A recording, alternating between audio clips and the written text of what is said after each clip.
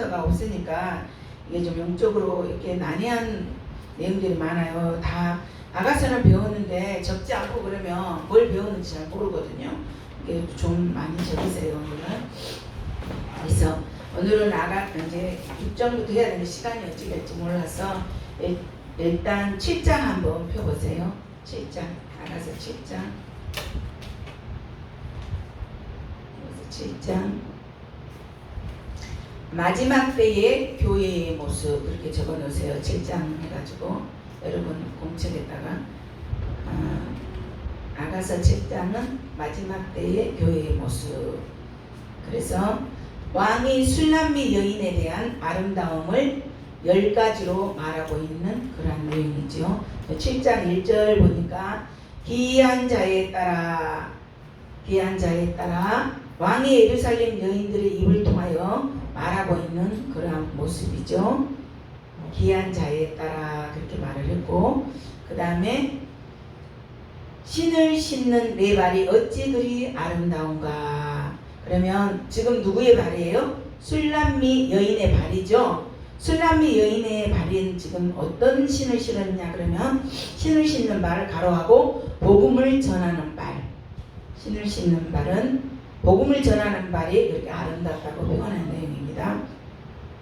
이게 굉장히 내용들이 전부 좀 이렇게 비유적인 것도 많고 그래서 이제 아가서는 배웠는데 나중에 읽어보면 이걸 뭘 배웠는가 어려워요. 난해한 내용들이 많아요. 그래서 여러분이 이걸 잘 적어놨다가 한번 읽을 때 참고하시기 바랍니다.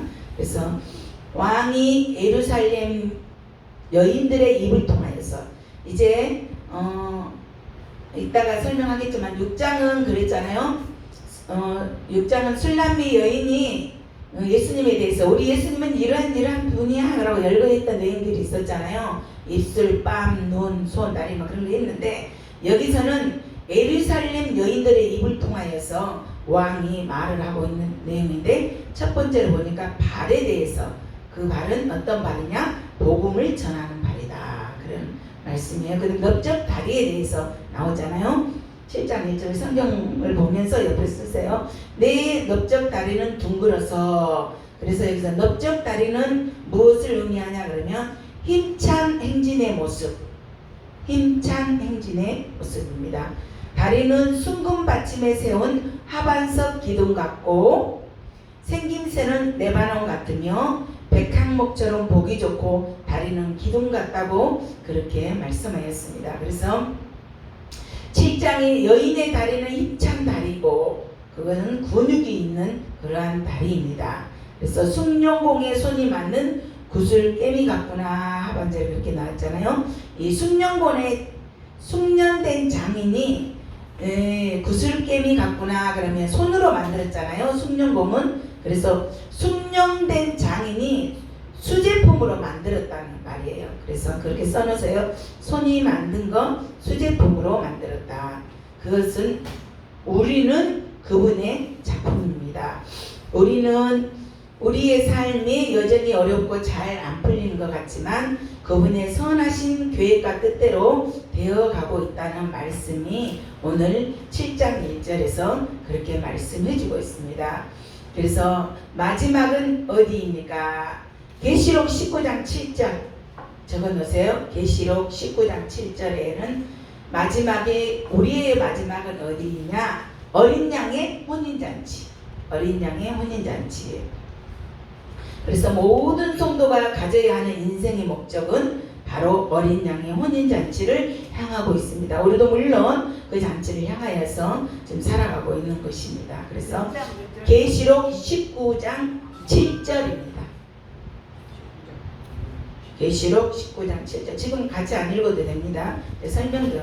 어린 양의 혼인잔치에 대한 내용이 계시록 19장 7절에 있는 내용입니다. 그래서 7장 1절 기이한 자에 따라 거기에 대한 해석을 지금 했습니다. 넓적다리는 힘찬 행진의 모습이고 그리고 구슬개미가 손이 만든 구슬개미 같거나 이것은 숙련된 장인이 수제품으로 만들었다는 것. 그것은 바로 그분의 작품이라는 거. 그것을 잘 적어 놓으시고 그 다음에 2절 배꼽은 썩는 포도주를 가득히 부은 둥근 장 같고 이거는 하나님과 연결된 포도주 같은 공급자. 이렇게 가로하고 적어놓으세요. 하나님과 연결된 포도주 같은 공급자. 배꼽 부은 섞은 포도주를 가득히 부은 동근장 같고, 이 해석의 내용이 하나님과 연결된 포도주 같은 공급자. 배꼽은 우리의 속사람을 의미합니다. 그래서 배꼽은 우리의 속사람을 의미한다. 그렇게 적어놓으시고, 배꼽은 어린아이가 태어날 때에 영양분을 공급받는 통로이지요. 그래서 하나님의 영과 우리의 영이 연결되어 우리의 속사람이 온전하게 이루어지는 것을 의미하는 그러한 말씀이 배꼽은 썩은 포도주를 가득히 부은 동건장 같고 하는 그러한 의미입니다. 그래서 아까 배꼽은 무엇을 의미하냐 했죠? 우리의 속사람이라고 했죠? 우리의 속사람. 그래서 우리의 속사람이 온전하게 이루어지는 것, 그것을 의미하는 내용이 이 말씀의 해석입니다. 그래서 오늘날에는 섞은 포도주는 값어치가 떨어지는 그러한 맛없는 포도주를 말하지만, 이 시대에 그 당시에는 섞은 포도주가 매우 값비싼 포도주였던 것을 볼 수가 있습니다. 그래서 섞은 포도주라는 것으로 이렇게 해석해 오는 것을 볼 수 있습니다.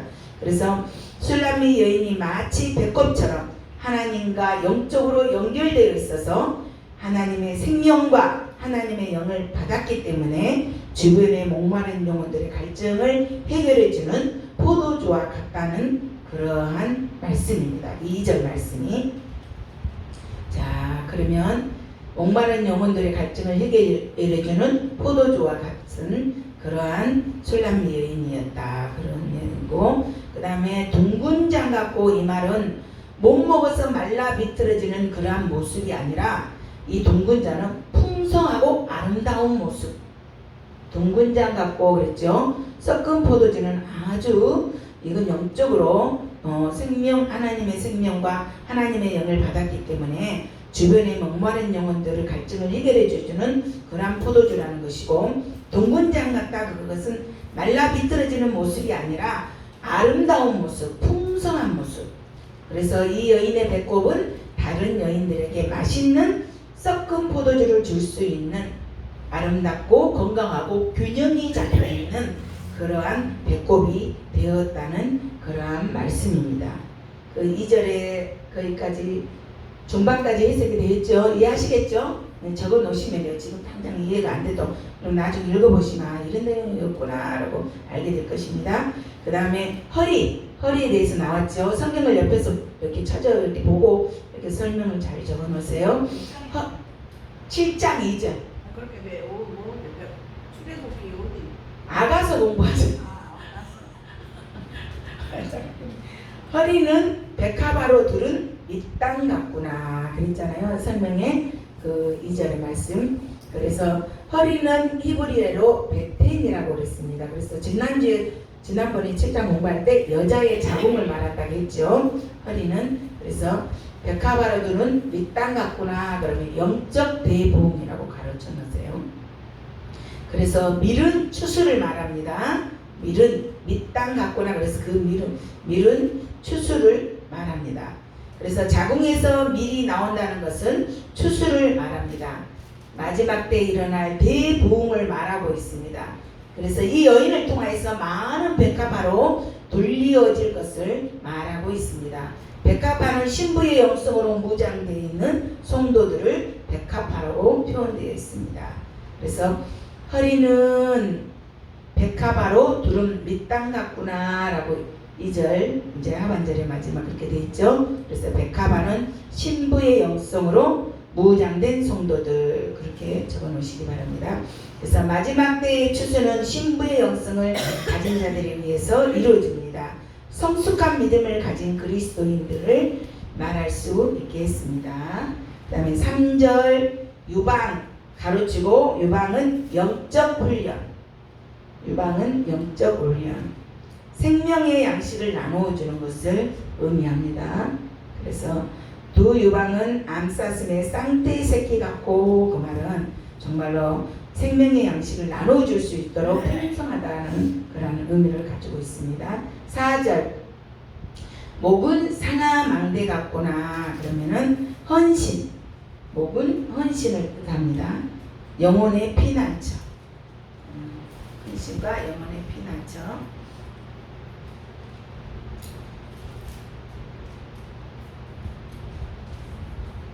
그 다음에 그렇기 때문에 여기 보면은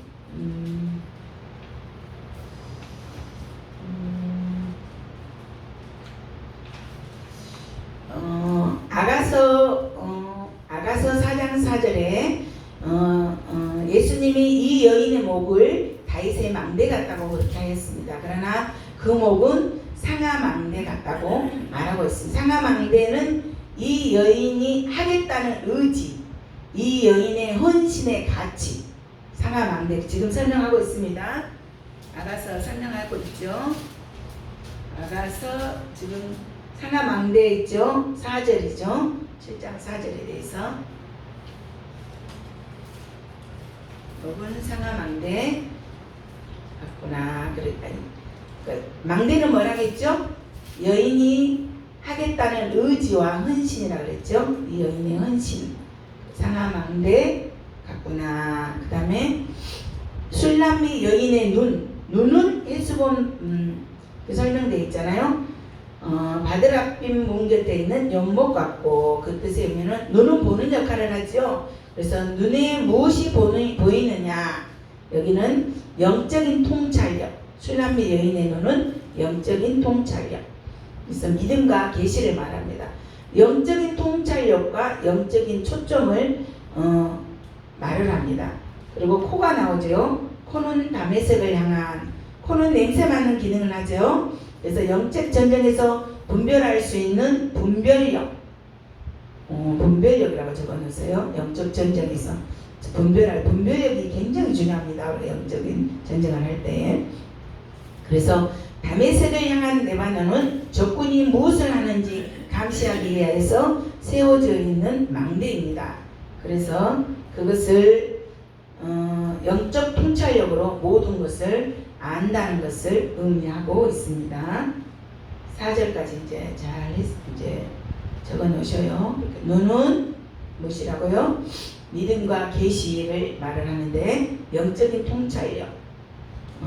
코는 영적인 분별력. 그리고 다메섹을 향한 레바논은 적군이 무엇을 하는데 감시하기 위해서 세워진 망대이죠. 그래서 이것도 영적인 통찰력으로 모든 것을 안다는 그러한 내용입니다. 4절은, 그다음 7장 5절은 머리는 갈멜산 같고, 그러면 머리는 지혜와 생각을 말을 합니다.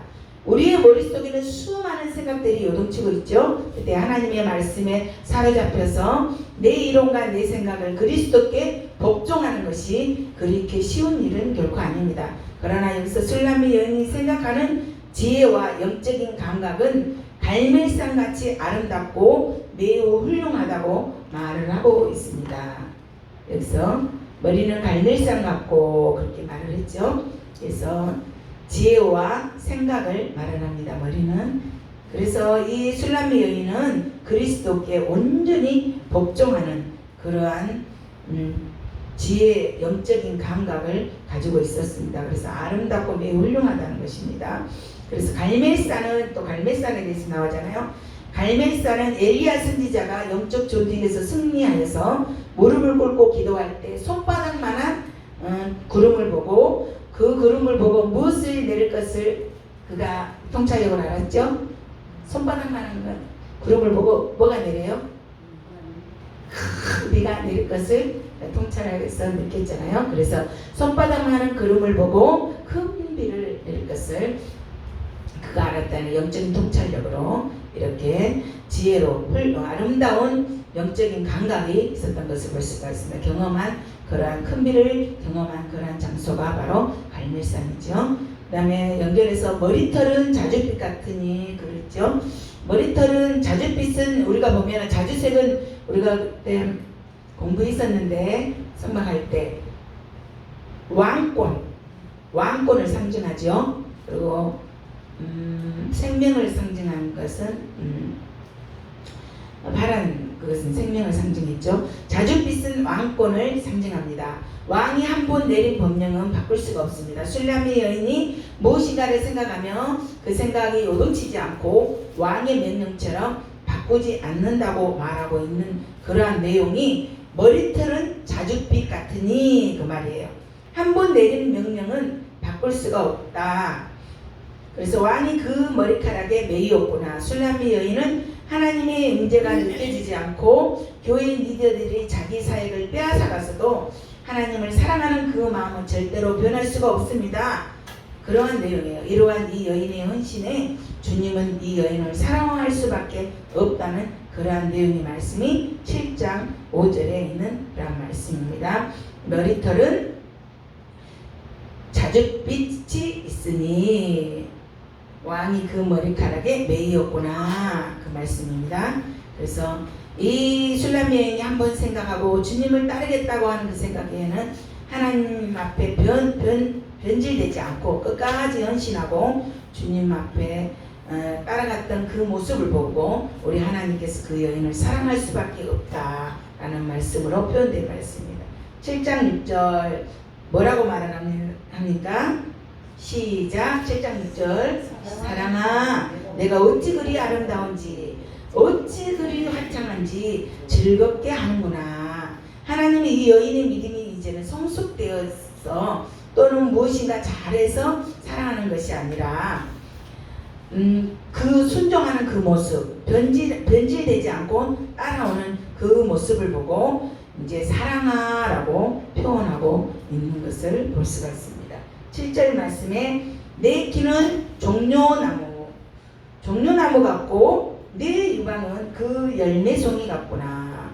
여기서 종려나무의 비밀을 이제 마지막 때의 교회의 모습입니다. 그것은 무엇이냐 그러면은 종려나무는 우리가 예수님께서 그 예루살렘 입성할 때 종려나무 가지를 흔들었잖아요. 이스라엘 백성들, 예루살렘 백성들이 그거는 승리를 상징합니다. 승리 왕으로 오신 예수님을 상징하기 때문에 종려나무는 승리의 상징이다 이렇게 적어놓으세요.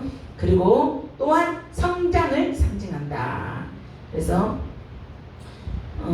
유방은 다른 이들에게 영양을 공급해주고 양식을 나누어주는 것을 말합니다.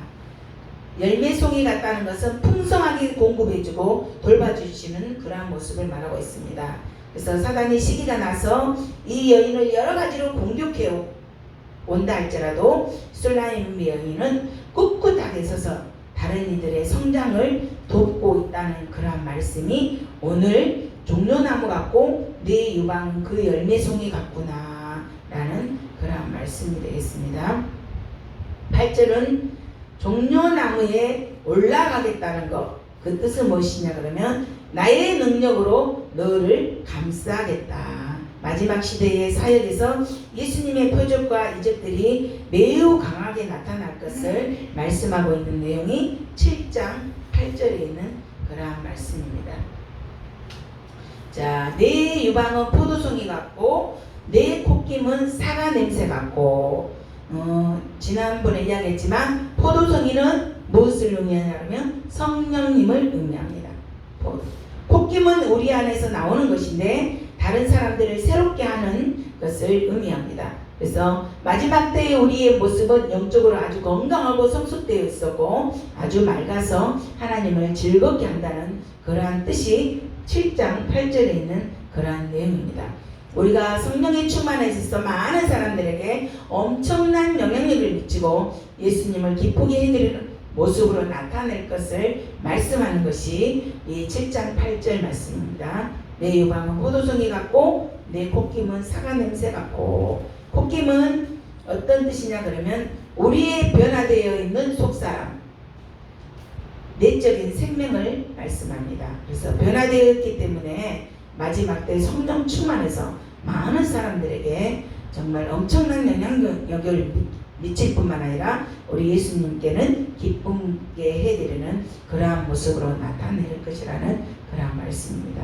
콧김은 우리의 변화된 속사람의 내적 생명을 말씀합니다. 그래서 7장 8절 말씀은 그렇게 의미하고요. 자, 이제 9절 말씀을 보니까 좋은 포도나무 같을 것이다. 무엇이 좋은 포도나무 같으냐 그러니까 이분.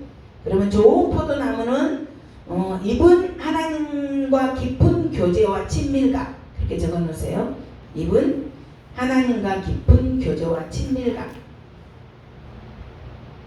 이분 하나님과 깊은 교제와 친밀감을 말하는데 그 입이 어떻냐 그러면 좋은 포도주 같을 것이라 그랬잖아요. 그래서 아주 만나는 친밀한 교제를 말씀하고 있습니다. 이 내용은 그래서 이 입은 좋은 포도주 같을 것이니라. 이 포도주는 그러니까 내 사랑하는 자를 이제 계속적으로 이렇게 위하여 미끄럽게 흘러내려서 자는 자의 입을 움직이게 하느니라. 그렇게 구절 말씀에 나와 있는 것처럼 포도주는 아까 무엇을 말씀했냐 그러면 성령님을 상징한다고 했잖아요. 성령님이 인도하심에 대하여 거부하거나 반항하지 않고 미끄러져서 간다는 그 내용이에요. 성령님께서 지시하신 일이나 성령님께서 인도하시는 대로 바로 행하며 산다는 그런 말씀이 그 포도주는 내 사랑 같고 이어지는 그런 말씀의 내용입니다. 그래서 성령님께서 강제적으로 나를 압박하실 필요가 없이 성령님의 음성이라면 내가 멀리서 희미하게 들려도 나는 그것을 기꺼이 받아서 순종하고 그것을 따라가겠다는 그런 말씀입니다. 그래서 자는 자의 입을 움직이게 하느니라 그랬잖아요. 마지막 자는 자의 입을 9장 마지막 절에 자는 자의 입을 움직이게 하느니라. 그것은 포도주는 성숙되지 못한 자들을 영적으로 깨운다는 그러한 말씀입니다. 성숙되지 못한 자들을 아까 포도주는 성령님을 상징하는데 그 포도주가 어떤 일을 하느냐 그러면 성숙되지 못한 자들을 영적으로 깨운다는 말씀. 적어놓으세요. 포도주는 성숙되지 못한 자들을 영적으로 깨운다는 그런 말씀. 그래서 성령님께서 우리에게 말씀하실 때 마음에 속삭이는 것처럼 하실 때도 있고 어떤 때는 영적인 느낌으로 말씀하실 때도 있습니다. 그러나 이 모든 것 속삭일 때나 영적인 느낌이 올 때나 이 말씀에 술람미에는 어떻게 했냐? 적극적으로 반응하여 순종하겠다는 그러한 말씀이 7장 9절 말씀이 있습니다. 이렇게 한 게 조금 이해가 되시죠? 전체적인 내용입니다. 적어놓지 않으면 몰라요. 저도 이 내용을 10장 나는 내 사랑하는 자에게 속하였구나. 그가 나를 사모하는구나. 이제 이걸 잘 적어놓으세요. 자, 이제 첫 번째 1번 예수님은 나의 것. 지난번에 이거 적어놓으실 분들은 적어놨을 거예요. 첫 번째 예수님은 나의 것. 두 번째는 예수님은 나의 것. 그 다음에 나도 예수님의 것. 나는 예수님의 것. 세 번째 나는 예수님의 것. 예수님도 나의 것. 우리가 지금 배운 것 지금 몇 장 말씀 다 적어놨을 텐데 네 번째는 나는 예수님의 것으로 고백하고 있는 것입니다. 그래서 7장 10절에는 지금 네 번째 말씀에 해당되는 거예요. 네 번째 말씀에 나는 예수님의 것으로 고백하고 있습니다. 7장 11절 이제 내 사랑하는 자야 하고 지금 초청하는 내용이 나오잖아요. 그래서 누구를 초청하냐 그러면 예수님을 초청하고 있는 것이 내 사랑하는 자야 우리가 함께 들러가서 동네에서 유숙하자. 그래서 사역의 현장에서 예수님과의 친밀함을 갖고 동역자로 일하는 장면을 묘사하고 있는 내용이 바로 7장 11절 말씀. 이 술람미 여인이 예수님을 초청하고 있는 것입니다. 그래서 우리가 함께 둘러가서 동네에서 유숙하자. 이 여인이 예수님을 보고 이제 어디로 가자고 말을 하고 있어요? 둘로 나가자. 그렇죠? 둘로 가서 예수님을 보고 들로 나가자. 그 출소하는 그곳에 가서 많은 사람들을 도와주자고 하는 그런 이야기입니다. 그래서 다른 사람들은 그곳이 힘들고 어려워서 가지 않으려고 합니다. 그러나 이 여인은 사역의 현장에서 예수님과의 친밀함을 가졌기 때문에 예수님과의 동역자로서 이제 일을 하는 그러한 장면을 나타내고 있는 것이 7장 11절 말씀입니다. 동네에서 유숙하자. 예수님과 동역자로서 일을 하자라는 그러한 내용입니다. 7장 12절 술람미 여인은 이제 더 이상 자기를 위해서 살지가 않습니다. 어떻게 지금 말하고 있어요? 12장 여러분이 한번 읽어보세요. 우리가 일찍이 일어나서 포도원으로 가서 포도움이 돋았는지 꽃술이 퍼졌는지 송잎꽃이 피었는지 보자. 거기에서 내가 내 사랑을 내게 주리라. 아멘. 여기서는 이제 술람미 여인이 자기를 위해서 살지 않고 다른 이들에게 축복을 나눠주기 위해서 열심히 헌신적으로 섬기고 있는 것을 볼 수가 있습니다. 하나님, 그것은 무엇이냐 그러면 하나님을 사랑하기 때문에 하는 그러한 열심입니다. 남에게 인정받기 위해서, 남에게 잘 보이기 위해서 하는 그러한 열심이 아니라 그 이유는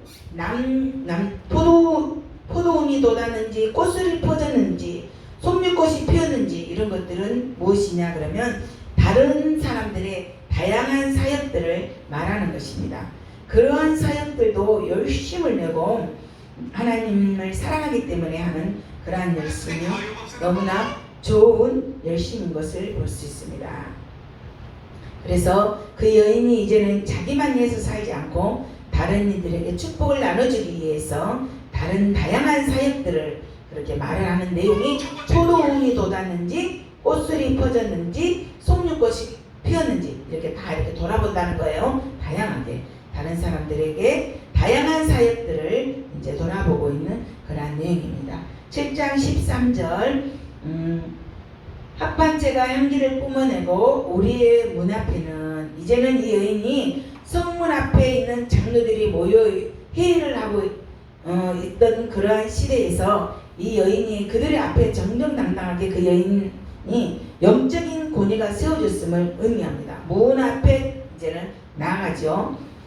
합판체는 적어놓으세요. 밀을 취소할 때 나옵니다. 합판체는 밀을 취소할 때 나옵니다. 그래서 합판체가 향기를 뿜어내고 이 여인은 영적인 어머니가 되기를 원하였던 것을 볼 수가 있겠습니다.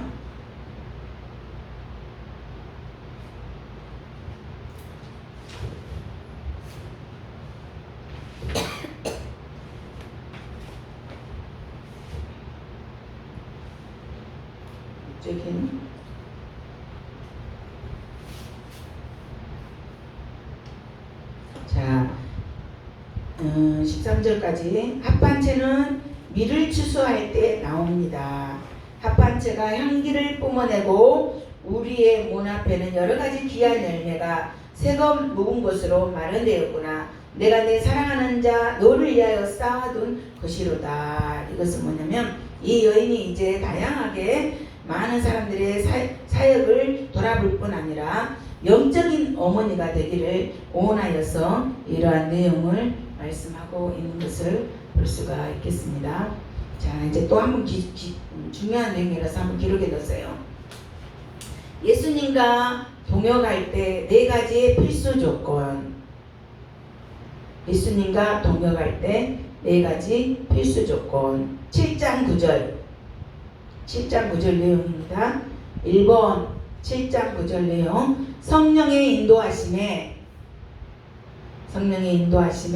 지극히 작은 것까지도 순종하는 자세. 동역할 때는 작은 것까지도 순종하는 그러한 자세가 7장 9절 말씀이었고요. 7장 10절 나는 하나님의 것이라는 분명한 영적 정체성. 나는 하나님의 것이라는 분명한 영적인 정체성. 그 다음에 7장 12절 적어놓으세요. 3번은 다른 사람들의 사역이 어떠한지. 아까 그랬죠. 다른 사역, 그게 다른 사람들이 포도움이 돋았는지 꽃술이 퍼졌는지 송잎꽃이 피었는지 그 내용이 12절 말씀이었는데 그게 3번 다른 사람들의 사역이 어떠한지 알아보려고 아침 일찍부터 다른 사람들의 사역이 어떠한지 알아보려고 아침 일찍부터 예수님을 이끄는 행동력. 그렇죠? 우리가 일찍 일어나서 그랬잖아요. 7장 12절. 그래서 아침 일찍부터 예수님을 이끄는 행동력. 그것이 예수님과 동역할 때 꼭 필요한 필수 조건이고요. 그 다음에 7장 11절 내용의 4번.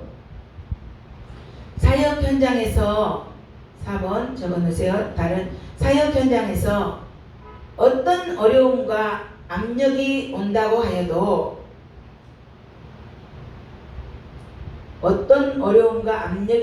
하여도 예수님에 대한 사랑이 변치 않고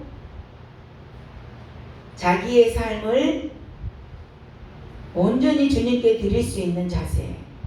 사역 현장에서 어떤 어려움과 압력이 온다 할지라도 예수님에 대한 사랑이 변치 않고 자기의 삶을 온전히 주님께 드릴 수 있는 자세. 그 네 번째고요. 그래서 이 네 가지가 준비된 교회가 예수님과 깊은 친밀함 속에서 동역할 수 있다는 그러한 말씀입니다. 그 다음에 또 적어놓으세요. 예수님이 오실 때 우리들의 모습은 네 가지. 예수님이 오실 때 우리들의 모습은 어떤 신부가 되어야 되냐 하면은 첫 번째 성령 충만한 신부. 성령 충만한 신부. 두 번째 집중적으로 기도하는 신부. 그 다음에 세 번째 신부의 영성으로 무장된 신부.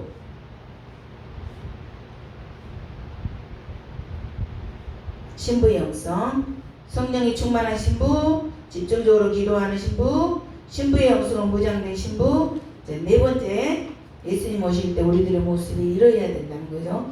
추수의 효과적인 능력을 발휘하는 신부. 이렇게 해서 7장까지를 마치겠습니다. 4번 다시 한번. 추수할 때 이제 마지막 대추수가 남았잖아요. 추수의 효과적인 능력을 발휘하는 신부.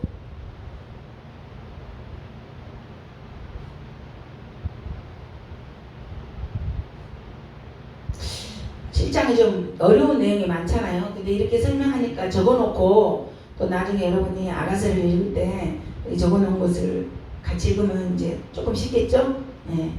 자, 그러면 우리 7장까지는 마쳤고요. 이제 8장 들어가겠습니다. 시간이 남으면 또 6장 선물 이어놓은 거를 여러분이 잘 적을 수 있도록 안내해 드리겠습니다. 자, 그러면 아가서 제일 8장 해가지고 가로치고 향기로운 산 위에서 춤추는 술람미.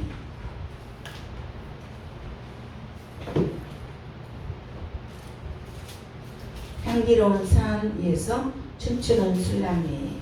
이것은 제가 이제 읽으면서 할 테니까 여러분이 좀 잘 적으시기 바랍니다. 시간을 줄 테니까. 자, 1절 향기로운 산 위에서 춤추는 술람미가 마지막 아가서 이제 8장입니다. 이제 아가서 8장까지 있는데, 자, 여러분 1절 다 같이 한번 읽겠습니다. 14절까지 있는데 1절 읽고 또 설명해 드리겠습니다. 시작. 내가 내 어머니의 젖을 먹는 워라비 같았더라며 내가 밖에서 너를 만날 때 입을 맞추어도 나를 없인 여길 자가 없었을 것이라. 여기 말의 뜻은 무엇이냐 그러면 술람미 여인이 이제 예수님을 너무너무 사랑해서 자유롭게 애정 표현도 하고 이야기하고 싶은 것도 많은데 그 당시에 중동 그 문화의 속에서는 남녀가 애정을 표현한다는 것이 그리 쉽지가 않았습니다. 그래서 사람들이 보는 앞에서는 애정 표현을 잘 하지 못합니다. 그런데 어떤 사람의 어떤 것까지는 쉽게 표현할 수 있었냐면 온누이 가면은 그렇게 가능했어요. 그래서 오라비 같았더라며 라고 표현하는 거예요. 오라비 같았더라며. 그래서 입을 맞춰도 나를 없인 여길 자가 없었을 것이다. 이 말은 그렇죠.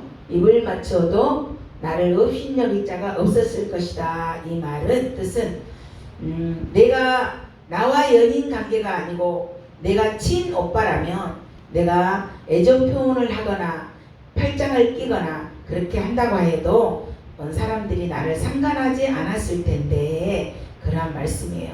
그래서 술람미에는 예수님이 너무너무 좋아서 밖에서도 애정 표현을 하고 싶은데 그 시대의 문화 속에서는 쉽지 않아서 이렇게 표현하고 있습니다. 오라비 같았더라며 내가 입을 맞추어도 다른 사람들이 나를 업신여기지 않았을 것인데 업신여길 자가 없었을 것인데 그 말의 뜻입니다. 그래서 8장 1절은 쉬운 거는 넘어가고요. 그 다음에 2절 내가 너를 이끌어 내 어머니의 집에 데리고 내게서 교훈을 받았으리라. 나는 향기로운 술 곧 속류즙으로 내게 마시게 하였고. 이렇게만 읽으면 정말 어려운 내용이잖아요. 향기로운 술 곧 속류즙으로. 이거 전부 다 어려운 말씀인데 제가 보여드리겠습니다. 내가 너를 이끌어 내 어머니의 집에 데리고. 여기서 어머니의 집은 교회를 의미합니다. 어머니의 집 해갖고 어머니의 집은 교회를 의미합니다. 그리고 어머니를 말한 것은 우리가 어머니 뱃속에서 태어났잖아요. 이처럼 우리도 교회에서 우리가 새 사람이 되고 거듭났잖아요. 그래서 내 어머니의 집에 드리고라는 말은 거듭나게 한 곳으로 드린다는 말, 바로 교회를 말하고 있습니다. 그래서 그 다음에 그리고 내가 나를 길러준 교회 사람들에게 그것을 보답하는 길은 내가 만난 참 좋으신 신랑이신 예수님을 소개하는 것이 나의 보답이 아니겠느냐라는 그런 말씀입니다. 그 다음에 아까 여기 또 향기로운 술이라는 내용이 나오잖아요. 자, 여러분이 아까 조금 전에 설명해 드렸는데 섞은 포도주는 그 당시에 섞은 포도주는 어떤 포도주라고 했어요? 지금은 섞은 포도주는 맛이 없는 그런 포도주잖아요. 값싼 포도주. 그런데 그때 섞은 포도주는 아주 맛있고 값비싼 포도주입니다. 그래서 섞어서 만드는 포도주, 향기로운 술이라는 말은 비싸고 고급스러운 술을 의미합니다. 그렇죠? 향기로운 술, 그것은 비싸고 고급스러운 술. 이것은 아까 포도주는 뭘 의미한다겠죠? 아까 제가 물려드렸잖아요. 성령님 의미한다겠잖아요. 그래서 성령님으로, 이 여인은 성령님으로부터 빚어진 세상의 고급스러운 포도주를 예수님께 드리겠다는 그러한 말씀, 그것이 향기로운 술. 잘 적어놓으세요. 향기로운 술 해가지고 이 여인은 성령님으로부터 빚어진 세상의 고급스러운 포도주를 예수님께 드리겠다는 말씀, 이것이 향기로운 술입니다.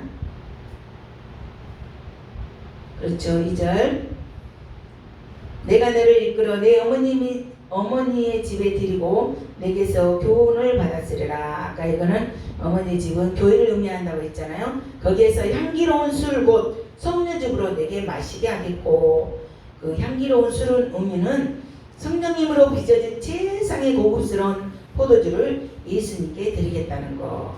그 다음에 속류즙으로 내게 마시게 하겠다. 이것은 술람미 여인이 주님과 동행하며 경험하였던 자기가 알고 있는 비밀한 하나님의 은혜, 그것을 속류즙으로 표현하고 있습니다. 그래서 이 여인의 사역이 나오는 것이 바로 속류즙입니다. 자기만 가지고 있는 속류즙을 들여서 마시게 하겠다는 것. 내가 세상의 포도주를 드리고 내가 그분으로 받은 세상의 은혜를 그 예수님께 보답하겠다는 말이 바로 술람미 여인이 고백했던 말, 향기로운 술과 속류즙을 의미하고 있습니다. 자기만 가지고 있는 속류즙을 들여서 마시게 하겠다는 것. 세상의 포도주를 드리고 내가 그분으로 인하여 받은 은혜의 최상의 것으로 보답하겠다는 그런 말이 2절에 있는 그런 말씀입니다. 자, 3절 한번 여러분이 읽어보겠습니다. 시작. 너는 왼팔로는 내 머리를 고이고 오른손으로는 나를 안았으리라. 그래, 저번에 설명했죠. 왼손의 의미는 보이지 않는 곳에서 일하신 하나님의 역사. 자, 왼손의 의미는 보이지 않는 곳에서 있었던 하나님의 역사. 그 다음에 오른손은 아가서 8장 3절 지금 말씀하고 있습니다. 너는 왼팔로는 내 머리를 고이고, 그 말은 왼손의 의미는 적어놓으세요. 보이지 않는 곳에 있었던 하나님의 역사. 왼손의 의미는 보이지 않는 곳에 있었던 하나님의 역사. 그 다음에 오른손은 내 앞에서 일어나는 하나님의 역사. 그래서 오른손으로 나를 안았으리라. 왼팔로는 내 머리를 고이고, 그러게 8장 3절 그런 내용입니다. 내 앞에서 일어나는 하나님의 역사는 오른손이고, 보이지 않는 곳에서 있었던 하나님의 역사는 왼손이고, 그렇게. 자, 그러면 8장 4절 여러분 함께 읽겠습니다. 예루살렘 딸들아, 내가 너희에게 부탁한다. 내 사랑하는 자가 원하기 전에는 흔들리지 말며 깨우지 말지니라. 여기서 무엇을 부탁하고 있습니까?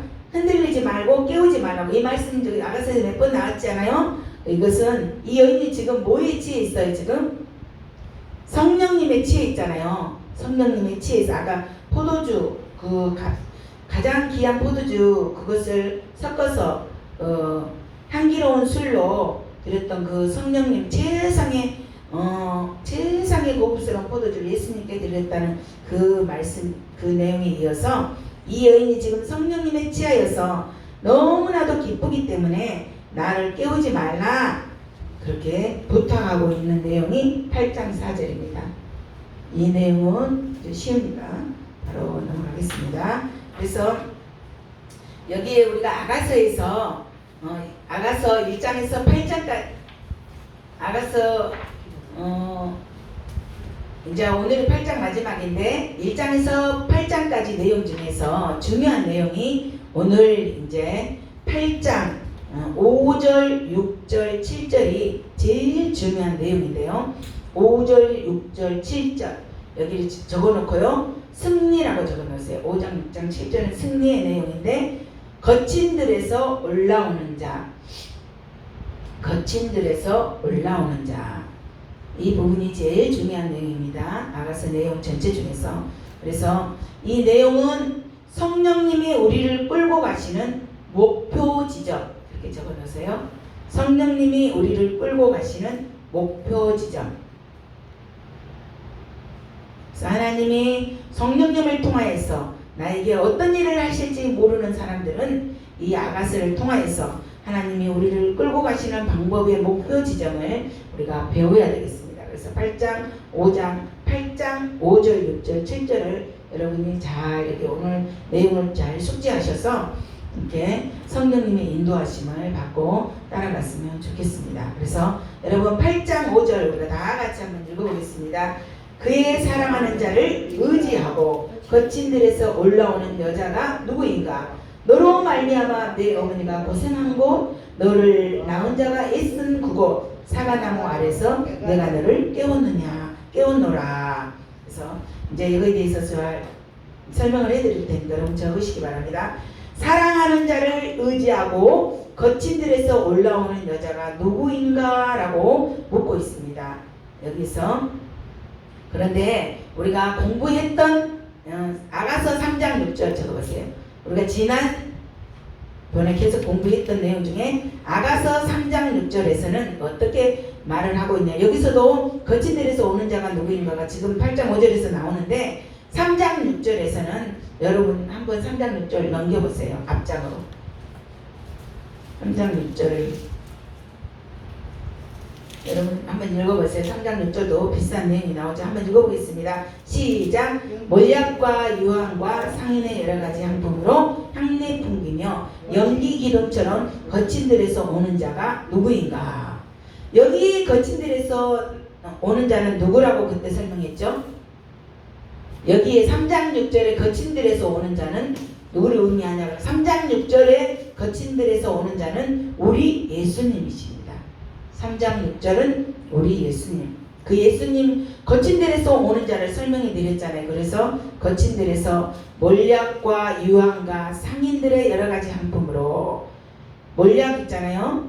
예수님의 십자가, 그죠? 예수님의 골고다 언덕에서 고통을 받으시는 십자가에서 죽으셨다가, 그래서 몰약의 한품을 막 가슴에 품고 그런 내용, 몰약을 품고 그런 내용 배웠잖아요. 그래 예수님의 십자가의 그 아픔을 품고 그가 예수님을 생각했던 그런 내용이었잖아요. 아가서에서. 그래서 몰약과 유향과 3장 6절에 상인의 여러 가지 향품으로 향기를 내면서 향기를 풍기면서 연기 기둥처럼 거친 들에서 오는 자가 여기서는 누구라고요? 여러분 금방 말씀했잖아요. 누구예요? 예수님. 3장 6절에서는 예수님이에요. 거친 들에 우리 예수님을 나타내는 거예요. 어떤 예수님? 예수님이 십자가에서 고통을 당하시고 죽으시고 부활하셨고 이제 하나님의 보호자로 올라가는 장면을 성령님이 이렇게 표현하는 내용이 3장 6절에 그렇게 설명했던 내용입니다. 그런데 이제 8장 5절에서 말하는 거친들, 그렇죠? 거친들에 대해서 나왔잖아요. 이거는 누가 오고 올라오고 있는 거냐 그러면 술람미 여인. 내용이 조금 다릅니다. 8장 5절은 거친들에서 누가 올라오고 있냐 그러면은 8장 5절에 거친들은 술람미 여인이 올라오고 있습니다. 이거는 타락한 사단이 왕노릇하고 있는 이 세상을 말합니다. 매우 타락한 세상, 그러한 세상, 이 세상에는 시험도 있고 혼란도 있고 실망도 있습니다. 그러나 이 세상에서 이 여인이 올라오고 있는데 혼자 올라오는 것이 절대로 아닙니다. 지금은 누구와 함께 올라오고 있습니까?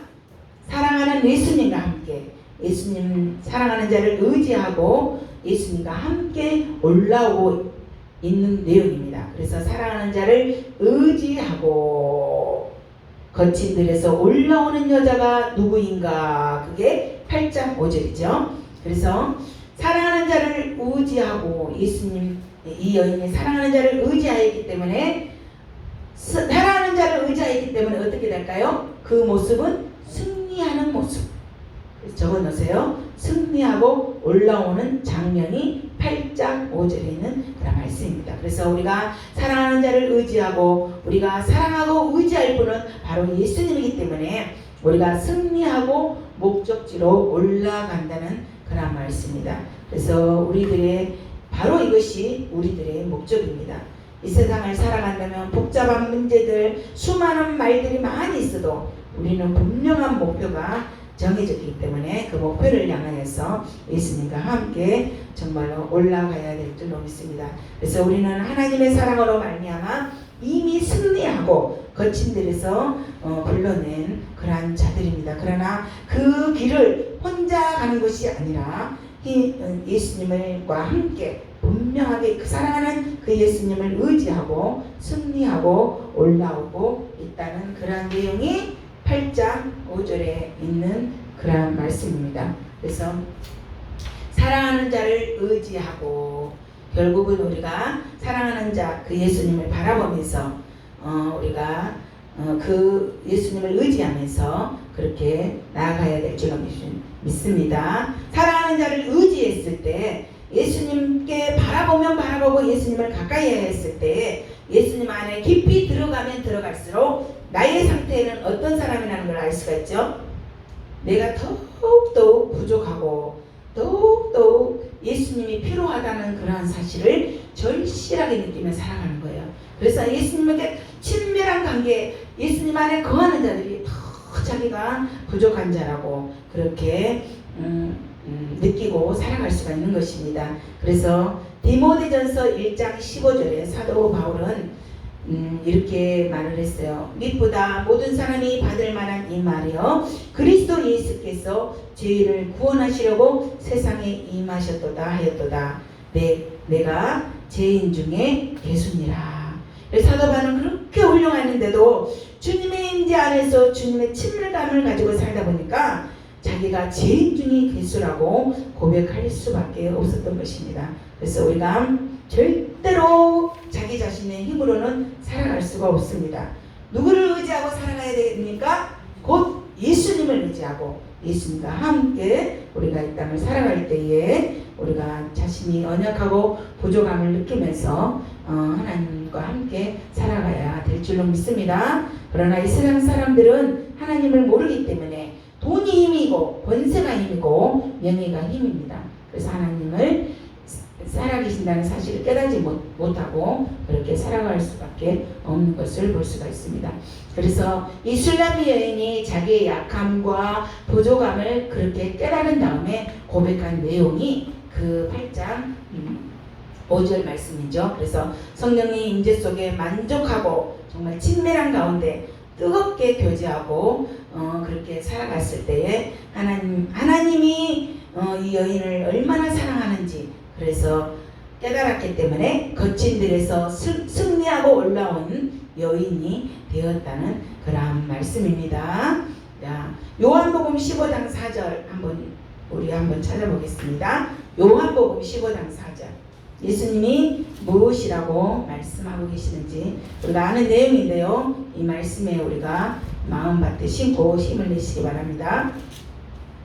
시작. 내 안에 거하라 나도 너희 안에 거하리라. 가지가 포도나무에 붙지 아니하면 스스로 열매를 맺을 수 없음같이 너희도 내 안에 있지 아니하면 그러하리라. 주님의 말씀은 우리에게 무엇을 요구하십니까? 내 안에 거하라는 것입니다. 그래서 나를 의지하고 나를 바라보고 나의 리더십을 믿고 너 자신을 믿지 말고 나를 의지하며 나에게 따라오고 나를 의지할수록 이제는 더 큰 승리의 길을 걸어갈 수 있을 것이다 라고 요한복음 15장 4절 말씀에 그렇게 말씀하고 있는 것을 볼 수가 있습니다. 그 다음에 5장 하반절에 무슨 나무 아래 있었어요? 지금 사과나무 아래서 내가 너를 깨우노라. 이제는 사과나무 아래서 사과나무란 말이 지금 처음 나온 것이 아니잖아요. 저번에 공부했을 처음에는 사과나무 아래서 그때는 있었을 때 술람미 여인은 사과나무 아래서 뭐 하고 있었어요? 그때의 모습은 사과나무 여러분 기억하시잖아요. 그 사과나무 아래서 그때는 혼자 즐기고 있던 여인이었어요. 사과나무 아래서 혼자 즐기고 있는 그런 모습이었는데 지금의 모습은 무엇이냐 그러면 사과나무 아래서 내가 너를 깨우노라. 그래 지금의 모습은 예수님이 이러한 여인을 발견하시고 예수님이 지금까지 이 여인을 끌어오신 그러한 내용이잖아요. 그래서 이 여인의 모습이 바로 우리들의 모습인데 하나님이 우리를 사과나무 아래서 발견했을 때 우리의 모습이 그 자체가 너무나 사랑스러워서 그 사랑스러운 모습을 보고 여기까지 지금까지 끌어오고 계신다는 그러한 말씀입니다. 그래서 우리가 예수님의 마음이나 그분을 찾고자 하는 열망이나 그 모든 것은 우리 예수님이 우리들에게 열정을 가지고 그렇게 살아갈 수 있도록 예수님의 마음을 우리들에게 부어주셨다는 그러한 내용입니다. 그래서 너로 말미암아 여기 있잖아요. 너로 말미암아 내 어머니가 고생한 거 너를 낳은 자가 애쓴 그것에 대해서 설명하겠습니다. 교회가 지금까지 우리의 성장을 이끌고 왔다는 그러한 말씀이죠. 그래서 우리가 교회에서 하나님의 말씀을 배웠고 교회에서 거듭났고 교회에서 믿음이 성장하였습니다. 이처럼 술람미 여인도 교회를 통해서 그렇게 나온 것입니다. 우리가 영적으로 어디에 연결되어 있는지 우리가 영적으로 잊지 말아야 됩니다. 우리를 영적으로 길러주셨고 이끌어준 교회에 대해서 감사함을 잊지 않아야 되겠습니다. 그 다음에 8장 6절 사랑으로 우리의 마음과 팔에 인치심 그렇게 적어 놓으세요. 8장 6절부터는 사랑으로 우리의 마음과 팔에 인치심. 이 말은 책 이렇게 사랑은 죽음같이 강하고라는 그런 책도 있잖아요. 내용은 아가서 내용이 이 내용이 가장 자 8장 6절 한번 읽어보겠습니다. 시작. 너는 나를 도장같이 마음에 품고 도장같이 팔에 두라. 사랑은 죽음같이 강하고 질투는 수월같이 잔인하며 불길같이 일어나니 그 기세가 여호와의 불과 같으니라. 이렇게 대해서 설명하겠습니다. 나를 도장같이 마음에 품고, 그 말은 너는 나를 도장같이 마음에 품고라는 이 말씀은 예수님이 술람미 여인에게 내 마음에 나의 사랑을 인치라 그런 말씀이에요. 도장은 인치는 거잖아요. 그래서 무엇을 인치냐 그러면 적어 놓으세요. 내 마음에 나의 사랑을 인치라.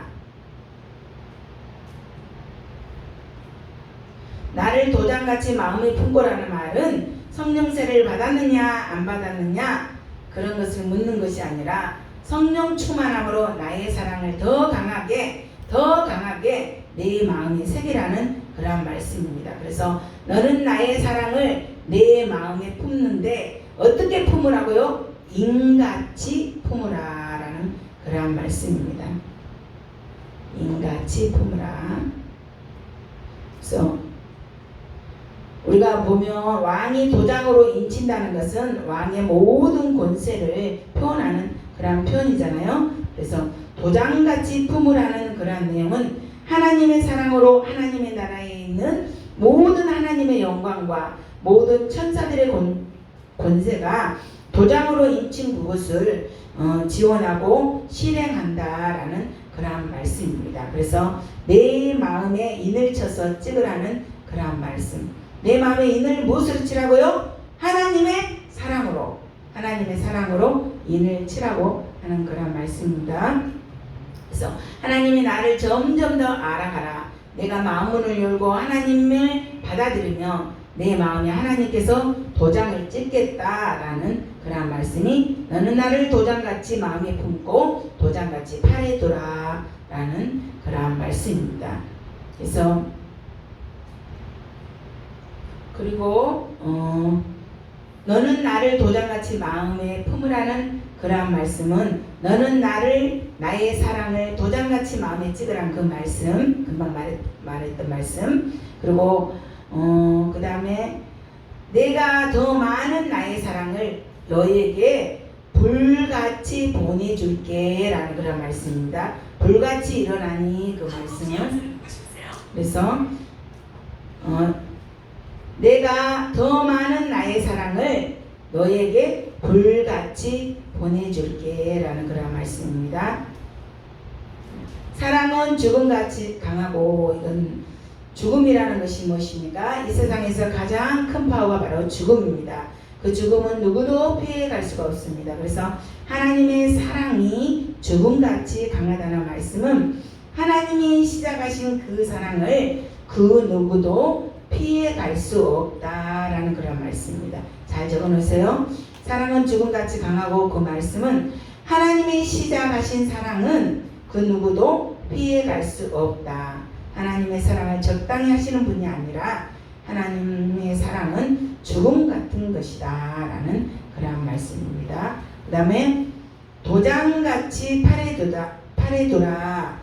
내 마음뿐 아니라 내 팔에도 하나님의 사랑의 인을 찍으라고 하는 그러한 말씀입니다. 팔은 아까 무엇입니까? 그것은 사역을 말합니다. 너의 사역에도 하나님의 사랑의 인을 쳐라. 하나님의 그 사역에 하나님의 사랑의 인을 쳐야 하나님의 그 사랑을 가지고 일을 진행해 나가야지 탈진되지 않고 그 사랑으로 일을 잘 감당할 수 있다. 그런 말씀입니다. 그래서 우리가 하나님의 사랑으로 우리가 사역을 감당해 나갈 때 지치지 않고 그 사랑 안에서 우리가 승리의 삶을 살 줄로 믿습니다. 그 다음에 하나님의 질투는 수월같이 잔인하다. 수월은 그 무덤 있잖아요. 무덤 앞에 가서 아무리 울며 사냥한다가 해도 무덤 꼼짝도 안 하죠. 그래서 질투는 수월같이 잔인하며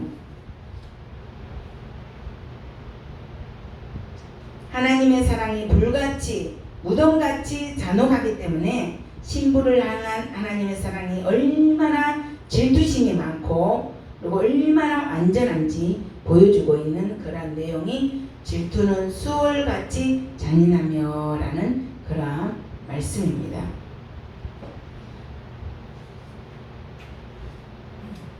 그 다음에 8장 6절 한번 읽어보겠습니다. 알아서 8장 6절 알아서 8장 이게 마지막 기사가 여호와의 불길같이 그랬죠. 질투는 수월같이 잔인하며 불길같이 일어나니 그 기세가 여호와의 불과 같으니라. 이 말은 자 신명기 4장 24절 적어보세요. 신명기 4장 24절.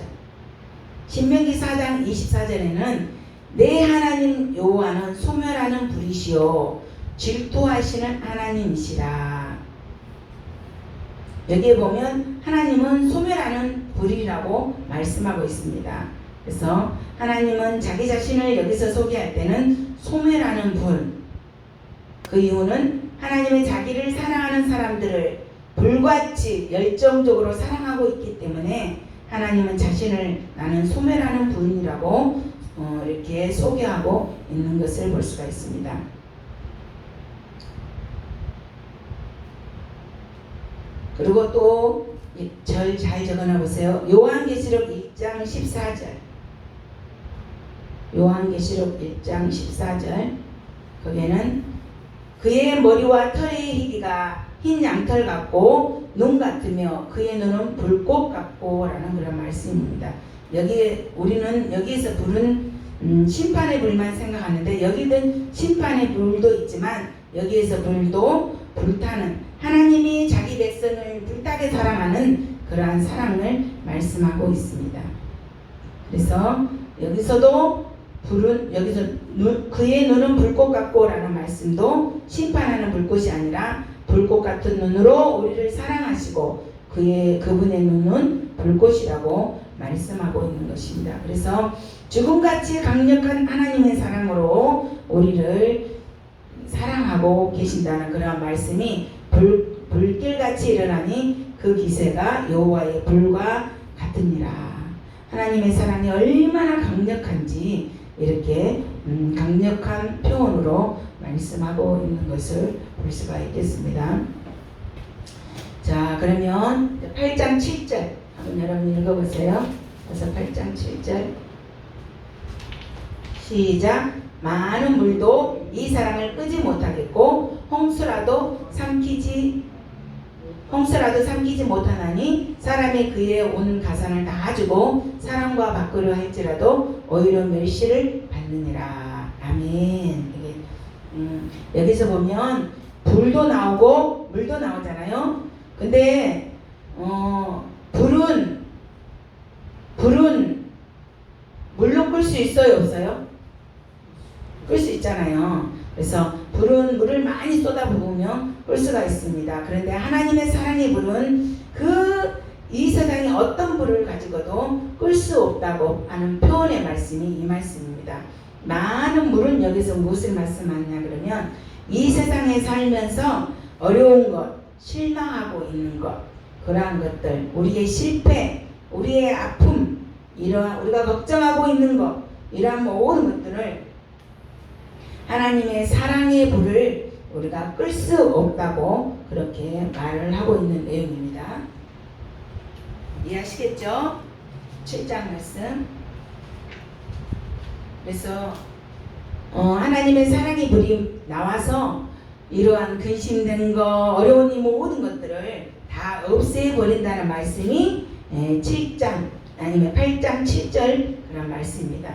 그래서 하나님의 사랑은 하나님으로부터 나온 것입니다. 우리의 헌신이라든지 우리가 사역의 퍼포먼스 때문에 나온 사랑이 아니라는 사실입니다. 우리가 무슨 일을 하였느냐에 관계없이 오직 그분에게서 나온 사랑이기 때문에 하나님의 사랑의 불은 절대로 꺼지지 않는다고 오늘 아가서 8장 7절에 그렇게 말씀하고 있는 것입니다. 그래서 우리 하나님의 사랑의 근원은 그분의 자체이기 때문에 우리가 그분의 사랑의 속성 때문에 해서 이루어진 일이기 때문에 이 모든 사랑의 불이 나와서 이 모든 것들을 다 없애버린다는 그러한 내용의 말씀입니다. 그래서 고린도전서 13장 8절 말씀에 그 중에서 13절에 그 중에 제일은 사랑이라고 하시는 것입니다. 사랑의 속성 때문에 이 모든 것들을 다 이길 수 있다고 하는 그러한 내용입니다. 자, 그러면 잠깐 쉴까요? 잠깐 쉬다가 8절부터 다시 또 하겠습니다. 식사하실 분들은 식사하시고요.